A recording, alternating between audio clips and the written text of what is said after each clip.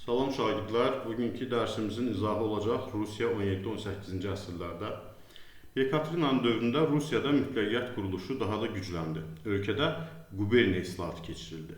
Zadəganlar haqqında verilən fərmana görə zadəganların imtiyazlı təbəqəyə çevrilməsi rəsmiləşdirildi. Bildiyimiz kimi Pyotrun dövründə Rusiya Qara dənizə çıxa bilməmişdi. Buna görə də 18-ci əsrin ikinci yarısında Rusiyanın xarici siyasətində başlıca yeri Qara dəniz sahillərini zəbt etmək tuturdu. Bu məqsədi reallaşdırmaq üçün Rusiya iki dəfə 1768-1774 və 1787-1791-ci illərdə Osmanlı dövləti ilə müharibə apardı. Nəticədə 1783-cü ildə Krım xanlığı Rusiyaya ilhaq olundu. Rusiya qəti olaraq Qara dəniz sahilində möhkəmləndi. 18-ci əsrin sonlarında Respospolita dövləti Rusiya, Avstriya və Prusiya arasında bölündü. Rusiya 1-ci Aleksandrın dövründə. 1-ci Aleksandrın dövrü istibdad rejimi dövrü sayılır. Xarici siyasət sayəsində Rusiya əvvəlcə Fransaya qarşı koalisiyada iştirak etsə də bir sıra döyüşlərdə məğlub oldu və 1807-ci ildə Fransa ilə Tilsit sülh müqaviləsini imzaladı. Nəticədə Fransanın Qərbi Avropadakı işğallarını tanımaq müqabilində Rusiya Şərqi Avropanın böyük hissəsinə hakim olmalı idi. Həmçinin Rusiya Fransanın İngiltərə əleyhinə tətbiq etdiyi kontinental blokadaya qoşulmalı idi. Bundan sonra Rusiya İsveçi məğlub edərək Finlandiyanı, Osmanlı məğlub edərək Bessarabiyanı işğal etdi.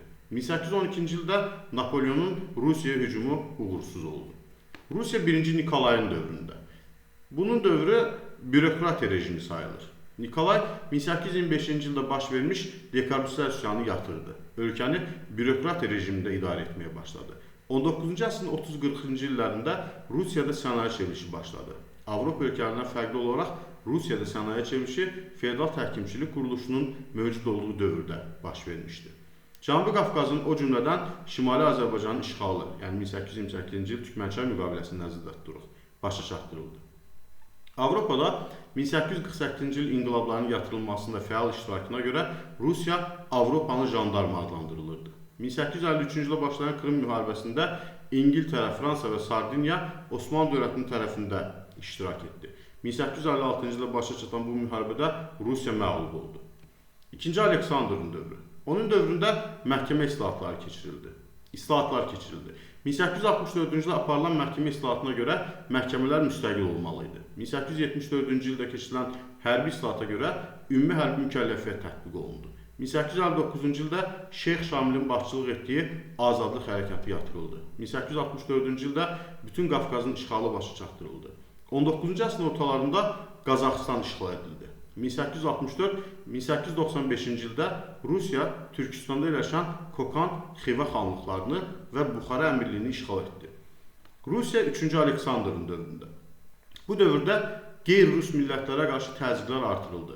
Volqaboyu türklərinin, Qazan tatarlarının, Başqırtların və Çuvaşların xristianlaşdırılması sürətləndi. Onun dövründə Rusiya Xalqlar Həbsxanası adlanırdı. 2-ci Nikolayın dövrü. 19-cu əsrin sonu 20-ci əsrin əvvəllərində Rusiya iqtisadiyyatı böhran keçirirdi. 1904-1905-ci illərdə baş vermiş Rus-Yapon müharibəsində Rusiyanın məğlub olması daxili vəziyyəti daha da pisləşdirdi. Mövcud sosial-iqtisadi böhran dərinləşdi. Bu və digər səbəblər Rusiyada inqilabın başlanmasına şərait yaratdı. 1905-1907-ci illərdə 1-ci Rus inqilabı baş verdi. 1907-ci ildə inqilab məğlubiyyətlə başa çatsa da, onun təsiri ilə Osmanlı və Qacarlar dövlətində həmçinin içində inqilablar baş verdi. Stolypin islahatları. 1906-cı ildə baş nazir təyin edilən Stolypin narazılıqların qarşısını almaq üçün siyasi və iqtisadi islahatlar keçirdi. Dövlət Dumasının seçkilərdə milli azlıqların, xüsusilə müsəlman xalqlarının hüquqlarını məhdudlaşdıran dəyişiklik edildi. Stolypinin mühüm tədbirlərindən biri də torpaq islahatının keçirilməsi oldu. Bu islahat icma torpaqlarının kəndlər arasında bölüşdürülməsini nəzərdə tuturdu. Torpaqsız kəndlər Sibirə, Qafqaza, Mərkəzi Asiya və Uzaq Şərqə köçürüldü.